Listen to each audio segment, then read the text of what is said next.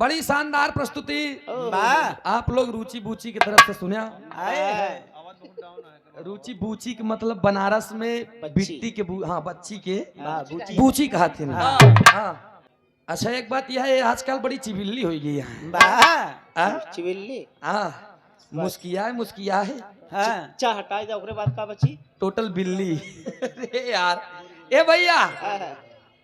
लहरी उस्ताद के बात अलग रही। तमाम कलाकारन के बात आप लोग सुने हैं हमें के कैसे कहा गावत रहन।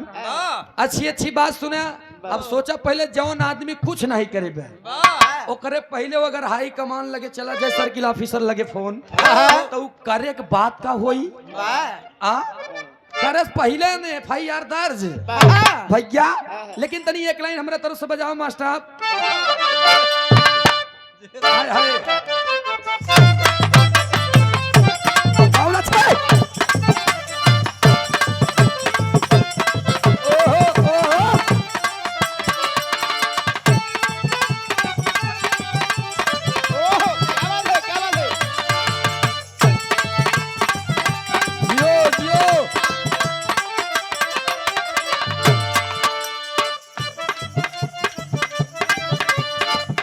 लहरी उस्ताद कहन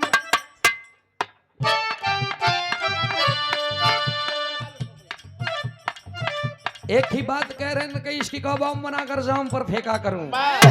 इसके का बम बनाकर जाम पर फेंका करूं और खींच लूं तस्वीर तेरी रात दिन दिखा करूं। कब हो कहें अरे गोरे गोरे गाल उठावा पे उठा लाली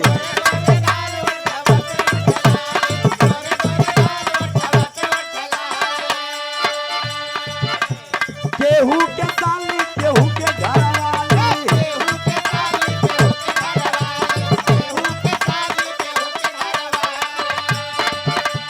गोरे गोरे गाल उठावा पे उठा लाली केहू के साली केहू के घर वाली हाथी की एक कमाल बाबा हो चाचा हो काका हो माल चका चकता बाबा हो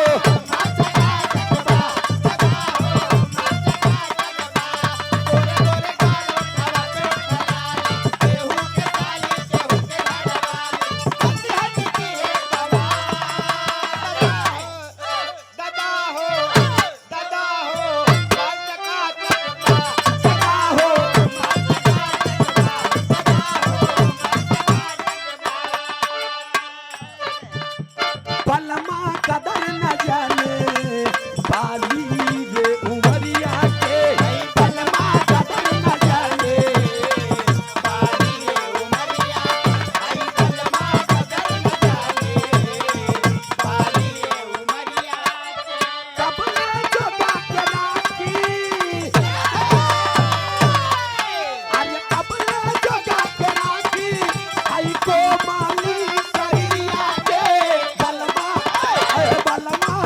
हो राजा कदर न जाने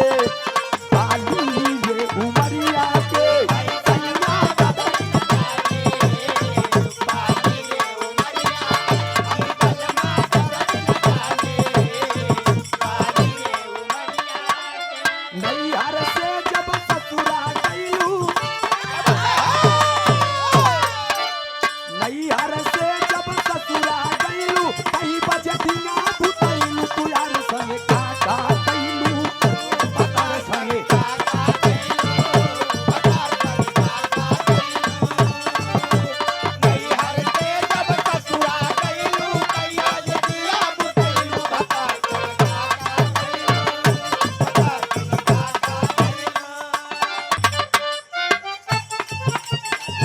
लाजो न लागे तोते बुझाऊ में आई सन बातो लाजो न लागे तोते बुझाऊ में आई सन बातो लाजो न लागे तोते बुझाऊ में आई सन बातो लाजो न लागे तोते बुझाऊ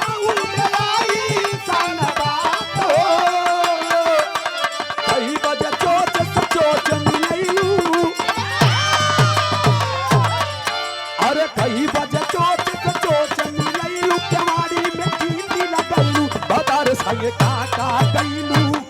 बदर संगे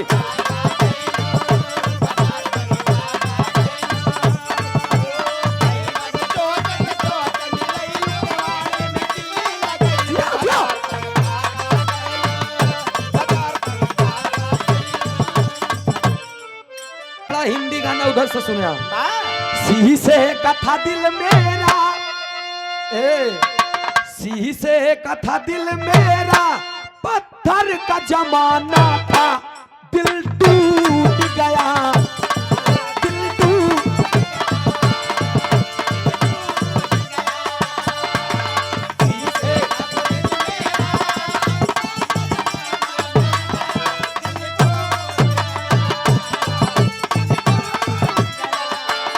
एक लाइन हमने लिखा था केदारनाथ घाटी ने केदारनाथ घाटी ने कैसा कहर डाला सब डूब गया सब डूब गया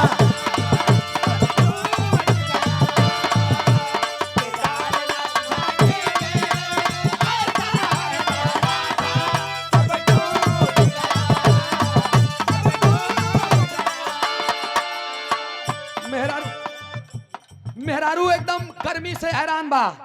जाए के अपने मरद से कहा भाई ऐसा ही है इतना दुख हम ना झेल पाई। सुंदर सुंदर बात सुनाई दुनिया में और अच्छी अच्छी बात आप लोगन के सुने के मिलत बा बारे भोजपुरी दुनिया वाले हिंदी गीतें जो आई थी हमारी सभ्यता और मर्यादा में थी। गाना जब पहले के लोग गावत रहे नहावत रही बजत रहे कैसेट में कितना प्यारा लागे सुंदर लागे।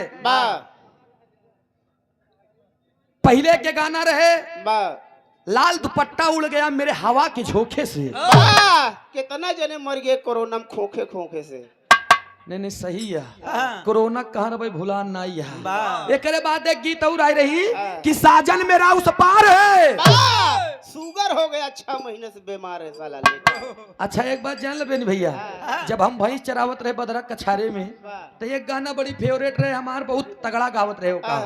कि तू धरती पे चाहे जहां भी रहेगी तुझे तेरी खुशबू से पहचान लूंगा। ये कुत्तों वाली हरकत आदमी करने लगे सूंघने लगे सब साले। तो क्या पता क्या पता कि प्यार मोहब्बत का चीज होता love is God and God is love. बड़ी सुंदर बात उधर से सुनाई के मिला 4 नारी के बात आप लोग सुना लेकिन दुई मेहरारू सही है गावे के चित जल पावक गगन समीरा 5 मेहरारू कही दिया भैया 3 ठीक कही दिया 19 ठीक कही दिया 9 ठीक कही दिया 14 कही दिया 7 ठीक कही दिया लेकिन दुइये मेहरारू सही है। कौन कौन मेहरारू सही है हम एक लाइन में बतावत है ध्यान दे आप लोग।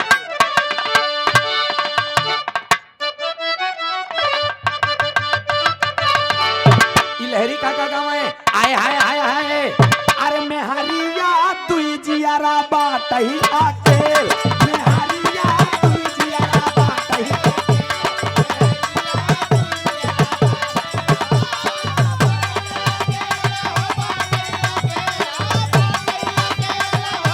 बहुत अच्छे दुई जियारा बाटही आकेल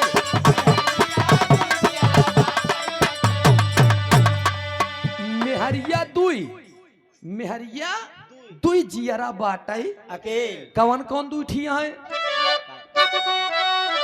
पहली कहाई हमसे जे सजू गई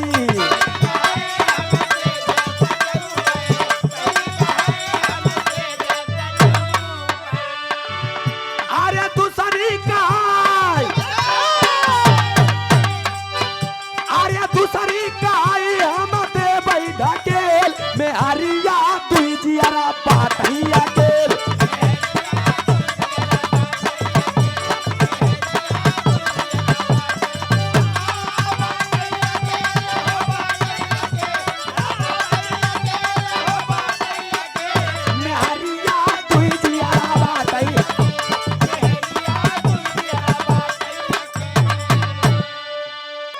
एक मेहर काया के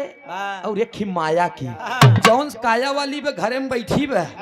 घरे में बैठी बा उ मनवा में सोचत बा कहा बा ए पहली काहे हम सेज सजौबै काया वाली जौन जैसी बिया करे उ मेहरारू कहत बा हम सेज सजौबै आ दूसर की कहत बा हम कुछ होई न दी कवन जानता माया रूपी हैं ऐसे दोस्त यार के फोन आई गया बेचारू बिया हो गया दुल्हन घरे में बैठी बा से सजावत बा तब तक फोन आई गया दुल्हा कहन हेलो कहन 50,000 के माल बा जल्दी आवा काम हो जाए अब मर्द सोचत बा बिया तक कहीं ले आई लाइट घरे में बैठाइन दे है अब एनसी चाहे जब मिल ले पहले माया वाली लगे चला तब मेहरिया दुई जियरा बाटे अकेल पहली कहा हम सेज सजौबै दूसरी कहा हम देबै ढकेल मेहरिया दुई जियरा दूसरे अंतरे में फिर कहा पहली कहा हम सिंगार सजौबै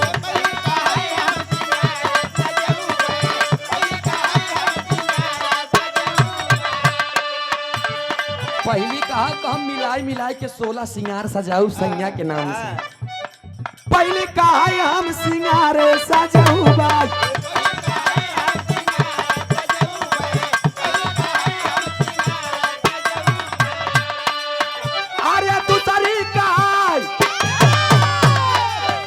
अरे दूसरी कहा ना होई दे भाई मेल मेहरिया दुई जियारा बात अकेल